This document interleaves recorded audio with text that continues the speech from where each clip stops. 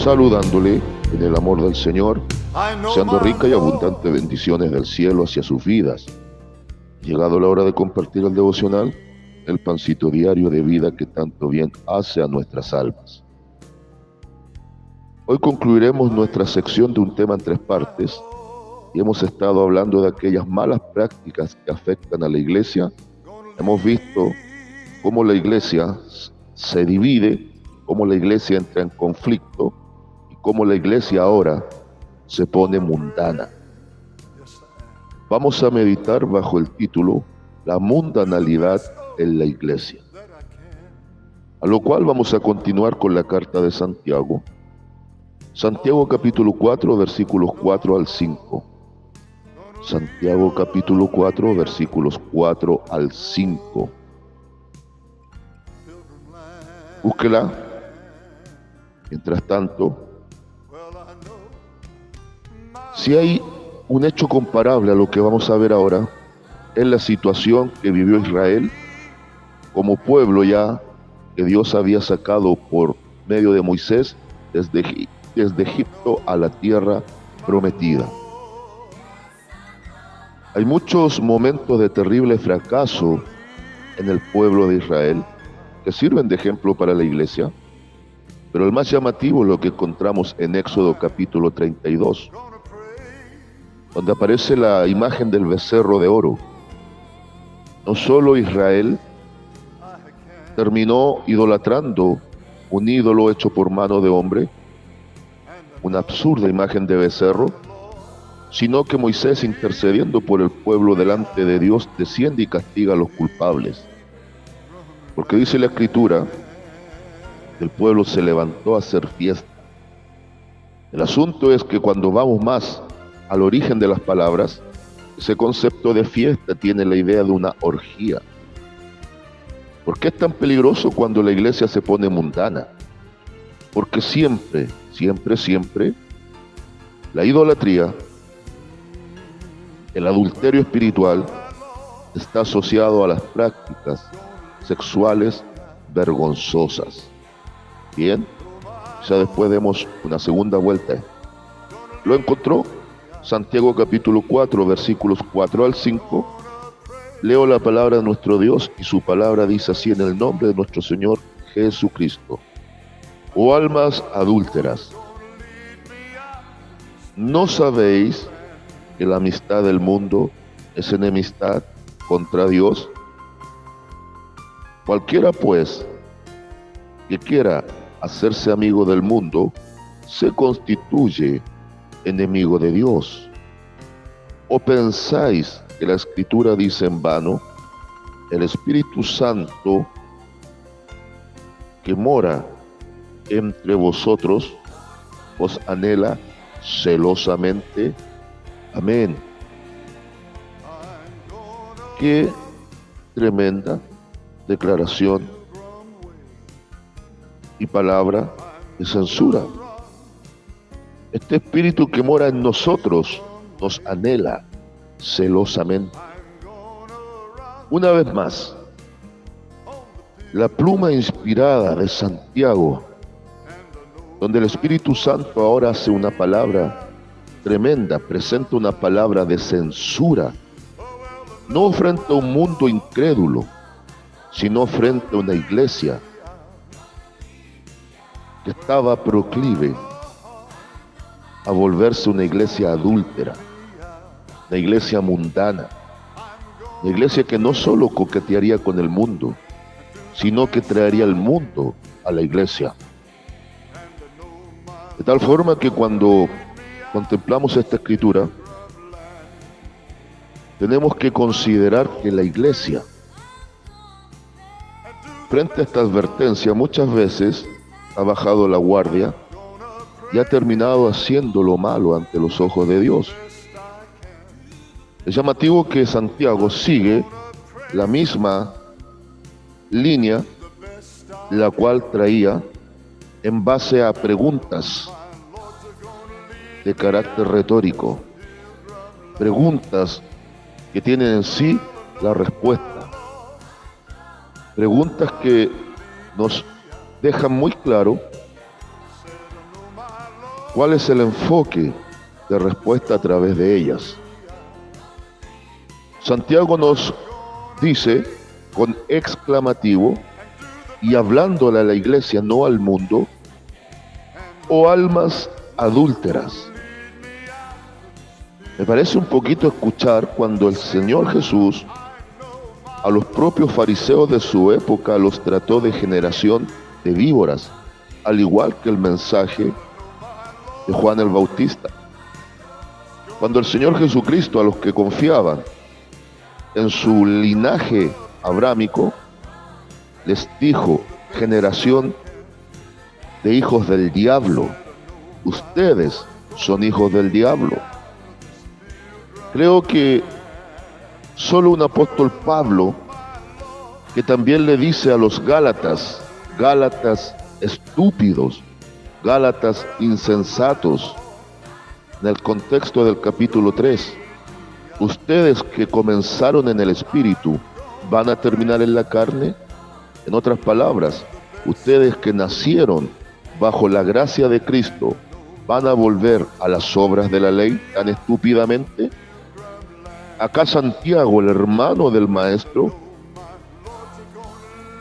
en exclamativo le dice: oh almas adúlteras, oh iglesia que te prostituyes con el mundo, oh iglesia mundana, oh iglesia que no has sabido frente al mundo presentar a Cristo, que no has sabido marcar diferencia, que has caído igual que Israel en el desierto, idolatrando al becerro de oro y practicando perversiones sexuales. A ti te hablo, iglesia, iglesia que no has marcado diferencia, que no te has apartado, que no has sido capaz de ser luz en medio de las tinieblas y sal que dé gusto, sabor, sazón y preservación a un mundo decadente. Oh iglesia adúltera, que no has mostrado piedad y santidad real, sino que para dejar tranquilo al mundo has permitido que el mundo entre a tu propio corazón. Pareciera que la consigna ya no es ganemos el mundo para Cristo, sino que es que el mundo entre y lo tengamos tranquilo para que puedan conocer a Cristo.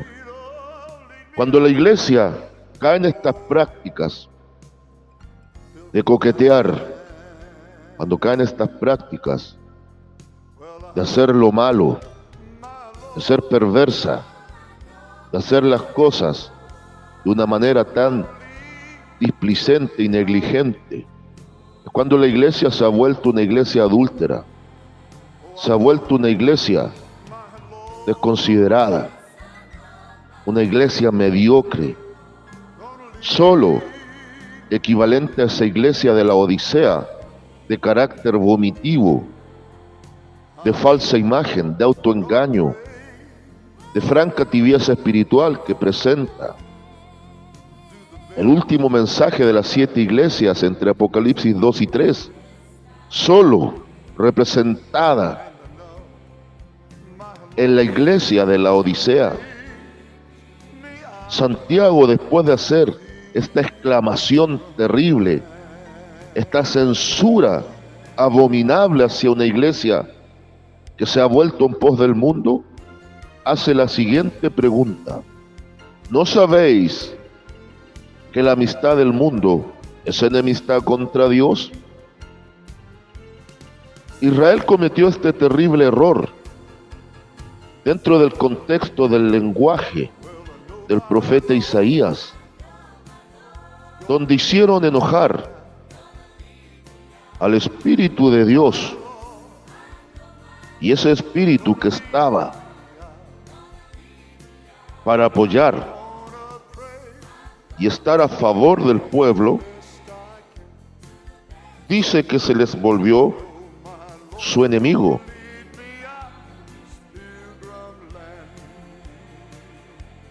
Mire, leo conforme está la palabra.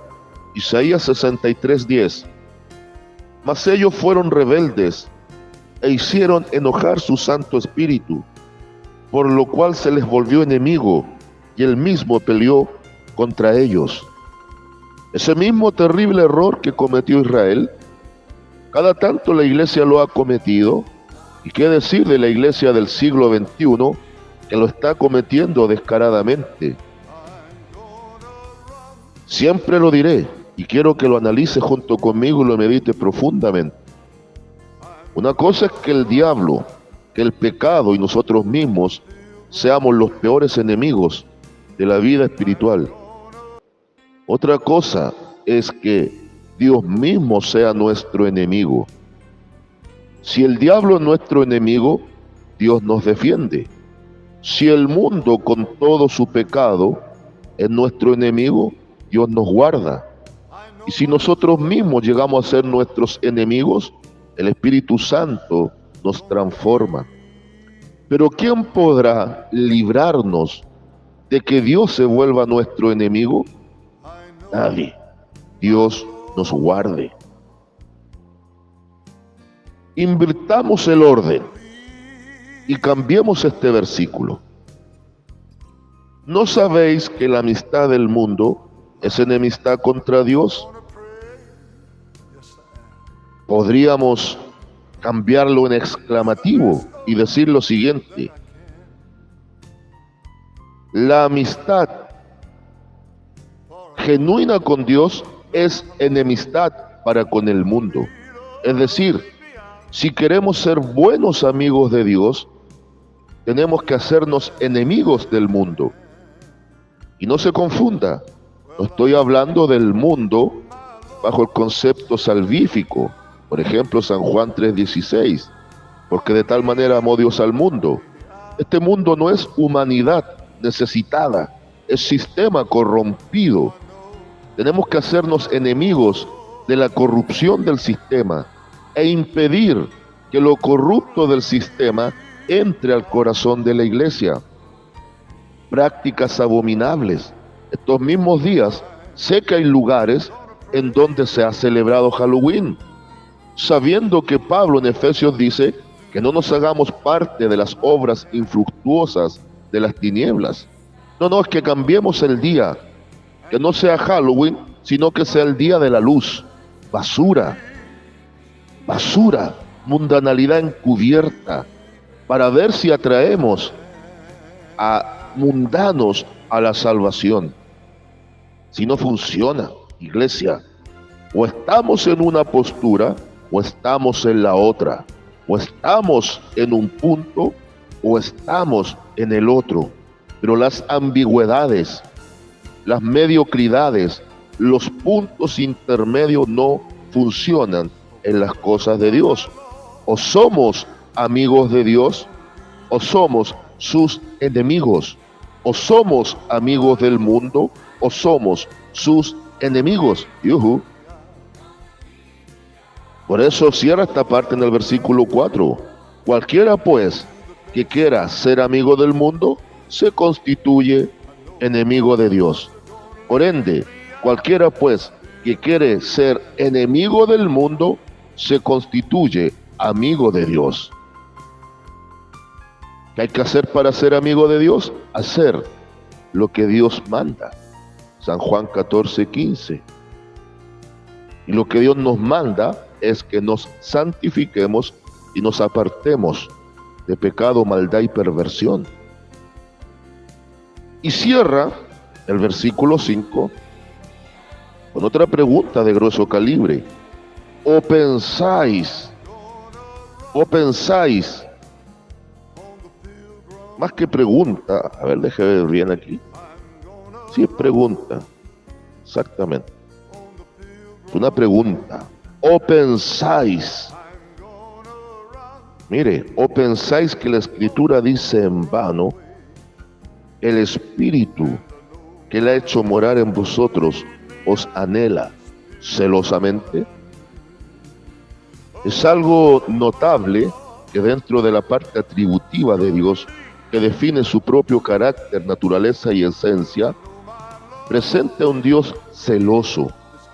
Es como el buen esposo que no quiere compartir su esposa con nadie. Es como el buen padre que cela a sus hijos y los quiere absolutamente para él. El celo en el hombre es destructivo. El celo de Dios es bendito, es santo, es perfecto y edifica. Dios nos anhela celosamente. Amada iglesia, concluyendo, no caigamos en estas malas prácticas. Si hemos estado divididos, unámonos como corresponde, bajo el marco de Efesios capítulo 4. Si hemos estado en conflicto y guerra, afiancemos el amor como el vínculo de la paz. Y si hemos estado en mala postura, no solo coqueteando con el mundo, sino adulterando con él, volvamos a la práctica sana de una iglesia que se guarda para el Señor. Conclusión, consejo y consigna para el día de hoy. Conclusión. Es muy claro lo que presenta Santiago, el siervo de Dios, respecto a estos puntos. Atendamos el consejo divino. Hagámonos buenos amigos de Dios y entendamos que Él nos anhela celosamente. Consejo. Volvamos a la sencillez y a la sana práctica de la vida congregacional. Toda situación se puede solucionar si estamos en el vínculo de la paz, en el fundamento del amor y le permitimos al Espíritu Santo que dirija la vida de la iglesia. Consigna y lema para el día de hoy. Cristo en medio de la iglesia trae paz, unidad y santidad. Saludos de paz, amor y bendición desde Longavia cada uno de ustedes. And I know my Lord's gonna lead me out.